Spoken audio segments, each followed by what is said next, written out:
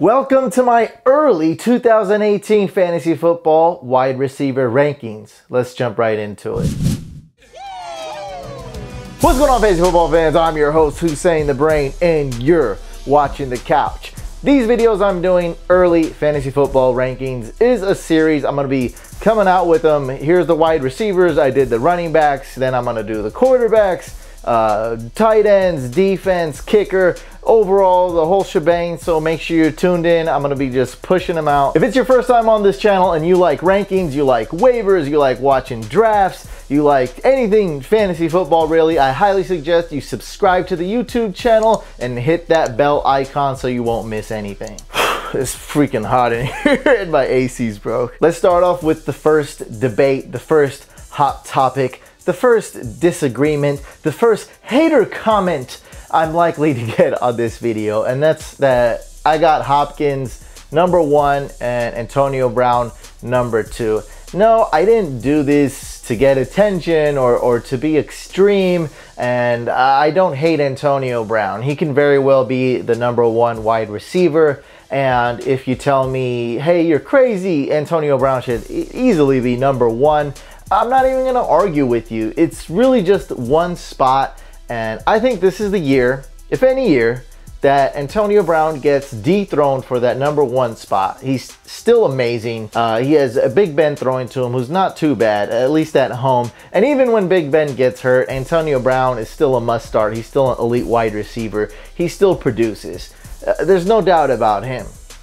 But when I'm looking at upside and what Hopkins might be able to do this year, assuming Deshaun Watson stays healthy, the sky is the limit. There is no doubt in my mind DeAndre Hopkins could be the most targeted wide receiver, get the most yards, most receptions, and most receiving touchdowns out of any NFL player. And because of that upside, because I love it so much, we just might see one guy beat out Antonio Brown for that number 1 wide receiver spot, and it's got to be Hopkins. I think this one's pretty obvious. I have Odell Beckham at number 4. The Giants have the 4th easiest strength of schedule for wide receivers during the regular season.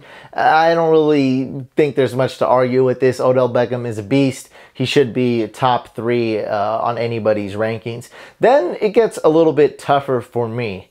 I have Michael Thomas number 4, but I actually had Julio Jones number 4, and I was going back and forth. So I'm gonna put it like this. I think Michael Thomas is going to be more consistent. He's a much safer pick, and not safe even in a negative way, like in a good way. He's going to be consistent. He's going to be reliable. Last year he didn't get a lot of touchdowns. He still was an elite, amazing wide receiver. And if Drew Brees throws the ball a few more times, if he attempts even a few more passes, and Michael Thomas catches a couple more touchdowns, he's going to be amazing. He's going to be solid week in and week out. So I think if you're looking for consistency, reliability, someone who's probably less injury prone, going to cause less issues, less concerns, I definitely would go with Michael Thomas. He also has a better quarterback in Drew Brees. Drew Brees is very efficient. Then we go with Julio Jones, and man, I'm not hating on this guy. I think he just needs to work out a little bit more with Matt Ryan. Matt Ryan, invite this guy over, man. Do some workouts. I know Brady has a few, like, hey, Edelman, come here. You know, you're new to the team. Let's go work out. You know, we live 15 minutes away in California. Like, get some chemistry going, man. Work out a little bit. Like, Matt Ryan's a good quarterback, and Julio Jones is an amazing talent. He's one of the most talented wide receivers in the league. If I were to build a wide receiver on Madden, starting from scratch, custom wide receiver, I'd probably build a guy that's basically Julio Jones. But anyway, I got Julio Jones at number 5. We know he's capable of those huge games, and we know he's capable of putting up 0 fantasy points, 1 fantasy point, 4 fantasy points, 2 fantasy points, 1 fantasy point, then 60 fantasy points. And that's not even like on DraftKings scoring it was like close to 60 fantasy points against the Bucks last year. And the year before, he had that 300-yard game against the Panthers. Another guy I want to talk about is Keenan Allen. I think this one's a pretty polarizing topic here. A lot of people don't like Keenan Allen, or probably in better terms, are scared to draft him because of the injuries. Now, Keenan Allen is a little bit injury prone. I just don't think he's as injury prone as most people think. Let's compare him to someone like Jordan Reed. Like, look right here, Jordan Reed has 80 million injuries. You'd almost bet on it that Jordan Reed is going to get injured. Jordan Reed's the most injury prone player. Keenan Allen had his fair share of injuries. I wouldn't say he's like, this guy is so injury prone, don't touch him. Because if we look at it, he had a kidney laceration, and I think that's like a 1 in a million type of injury that almost never happens. It's a super rare injury in sports, super rare injury period to humans. Yes, he's a little bit more injury prone than the average wide receiver, but he's not in the red. He's not like danger, danger. This guy's gonna miss half the season pretty much guaranteed. So Keenan Allen at number 8, the talent is there, the quarterback is there, he's gonna get the targets, he's gonna make big plays. This guy's really hard to defend. At number 9, I have Davante Adams, and man, I'm gonna sound like I have no backbone in this video, but I just can't argue with him if you rank him higher, because this guy's gonna be a beast. You got Aaron Rodgers coming back. Aaron Rodgers is a beast. He's one of the best quarterbacks to ever play the game, and Davante Adams is hands down going to be his number 1 wide receiver. I think just that alone is enough to put Davante Adams in the top 10. I mean, if you don't have him as a top 10 wide receiver in your rankings, you're just insane. You can have Davante Adams, how high? I mean, he might be able to even be like number 6, number 7 on some rankings, and I just can't argue against that. He's gonna be a beast. The thing is other experts like me also agree with this. They all like Davante Adams. When I look at rankings, I think he's around number 8, usually around there. I have him about the same, so I have him at number 9, so it's pretty close. Let's look at 11 through 15 really quick. We have Doug Baldwin, who's gonna get a lot of targets. He's easily gonna be the number 1 receiver for Russell Wilson. Defenses will also know this. Easier said than done when it comes to stopping Doug Baldwin though. So I like it. He's going to get a lot of targets, and that's the number 1 stat I look at when it comes to wide receivers. Other than the obvious, like I was arguing with somebody with Twitter. Well, I mean, I learned my lesson and stopped arguing on this one. But he's like, targets don't give you fantasy points. I'm like, yeah, I mean, it's pretty obvious. All the experts, we all look at targets because everybody can just look at the fantasy points. If you're just drafting off the stats like yards, receptions, and touchdowns, that's easy. Everyone does that. So we have to look at another stat that's going to indicate and help us project how many fantasy points a guy is going to have this upcoming week, this upcoming season.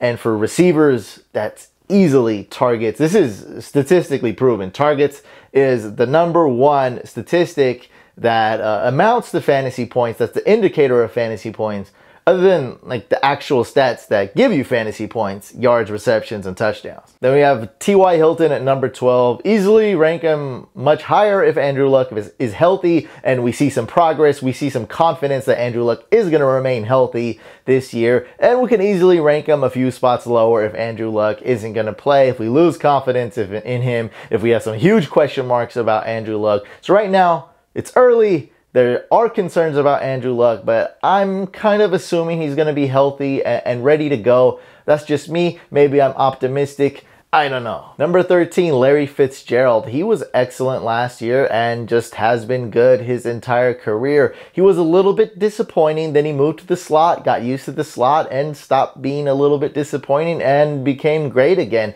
I think he's going to be good this year again. He's going to get the targets. He's going to be very efficient. He's one of the only weapons that's reliable on that offense. He's going to be really good, but here's my gut feeling. I say if you draft Larry Fitzgerald, he should be able to crush it the first few weeks.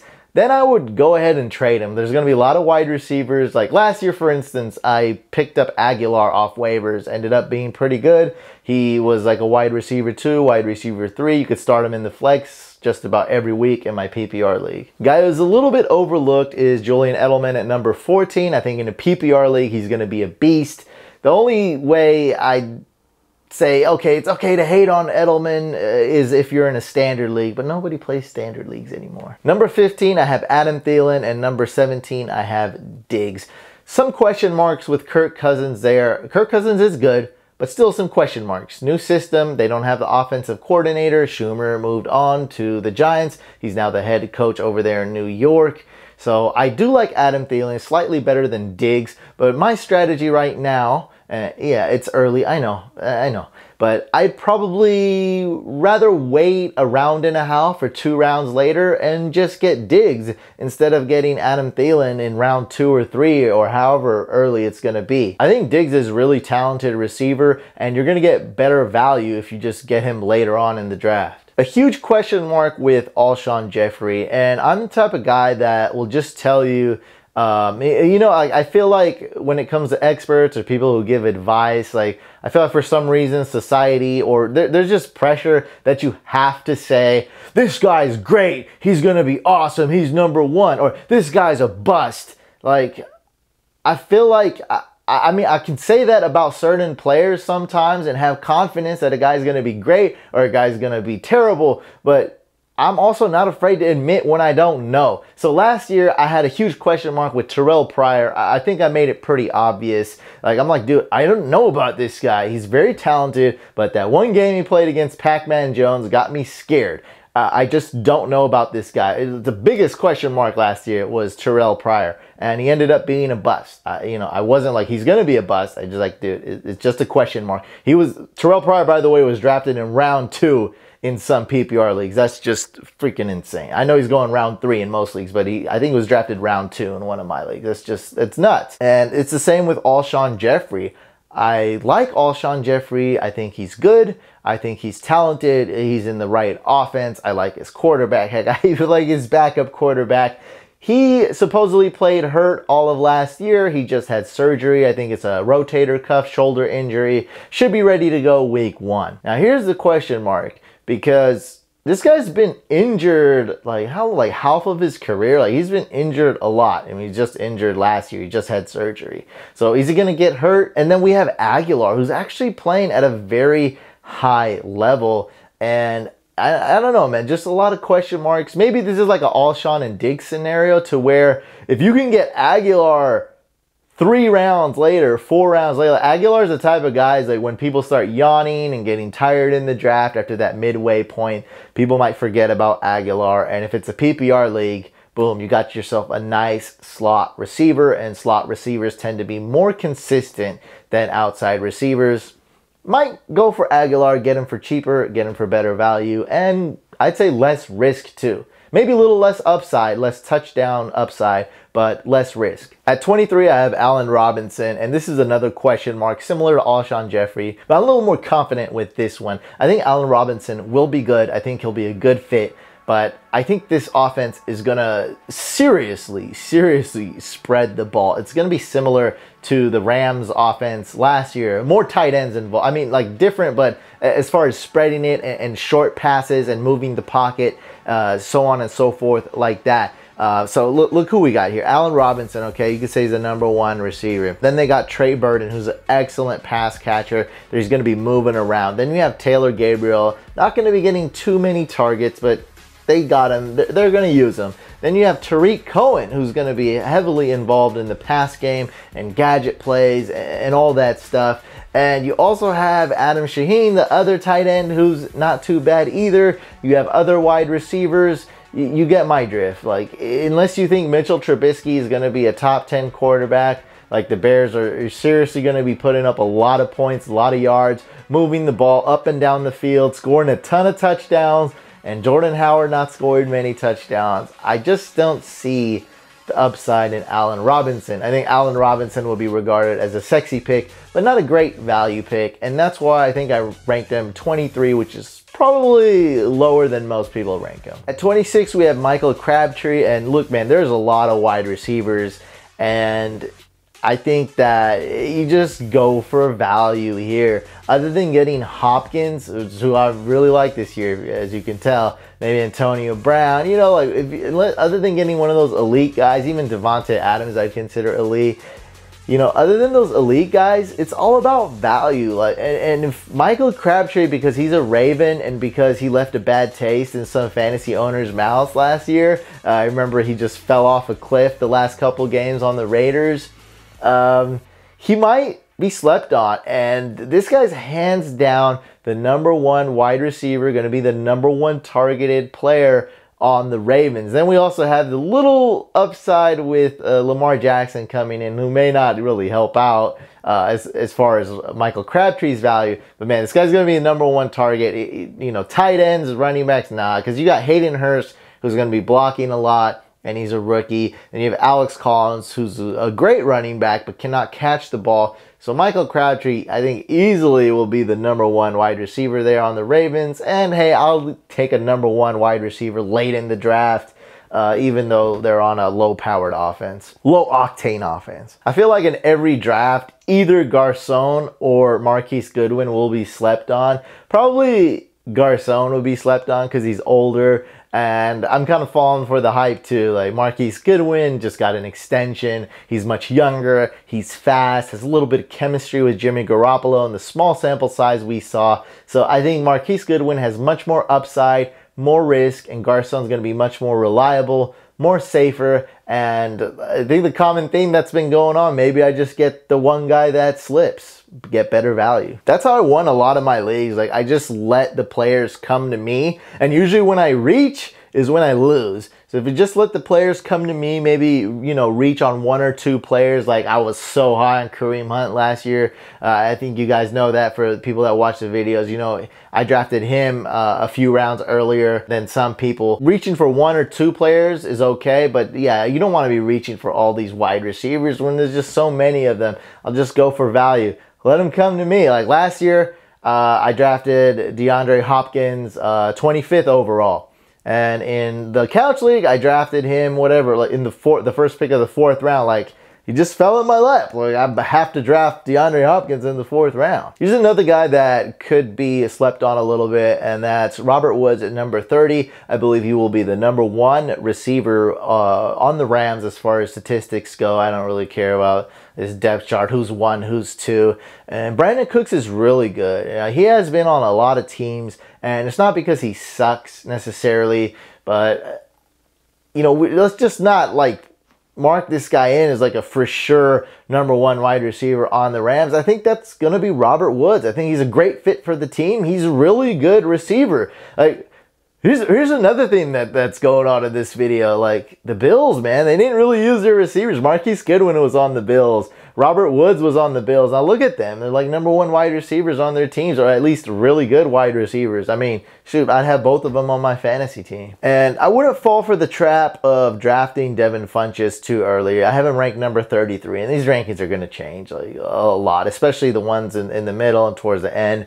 But I'm not having Devin Funchess up high, and don't draft him too high, because the one guy who's going to get a lot of touchdowns is Cam Newton. He's going to be getting a lot of rush touchdowns. Then you have Christian McCaffrey. He's going to be catching a lot of passes. Then you have Cameron Artis-Payne. He'll probably get in the mix somehow. CJ Anderson, you know, he's going to get, I see him getting about double-digit touches, anywhere like just over 10 carries a game. Then you have Greg Olsen, who I think will be basically the #1 receiver for the Panthers, the go-to guy, if he can stay healthy, if he still has a little bit of fuel in the tank. And then we also have DJ Moore, who I think is going to be a starter day 1. Devin Funchess, yeah, he'll get some touchdowns, he'll get some targets, but this isn't that type of team where Cam Newton's going to throw for 5,000 yards. Cam Newton's good because he gets those rushing stats, and he makes some deep plays. He does throw the ball, but yeah, he's not throwing 5,000 yards. Devin Funchess isn't going to get 1,500 receiving yards. Watch that happen. Devin Funchess. Hope you guys enjoyed this video. Make sure you watch all the other position rankings. I'm also going to be doing defenses, kicker, and top overall. Make sure you guys watch that, because you guys know I'm all about the kickers. I picked the right kickers. And last year, my #1 defense was the Jaguars. A lot of people gave me props for that. Thank you for giving me props and listening to me. I mean, I'm glad I could help out, guys. Make sure you guys tune in. Subscribe if you haven't subscribed, guys. Hit that couch icon to the side of me. Like the video if you enjoyed it, dislike if you didn't, and man, I'll see you on the next video.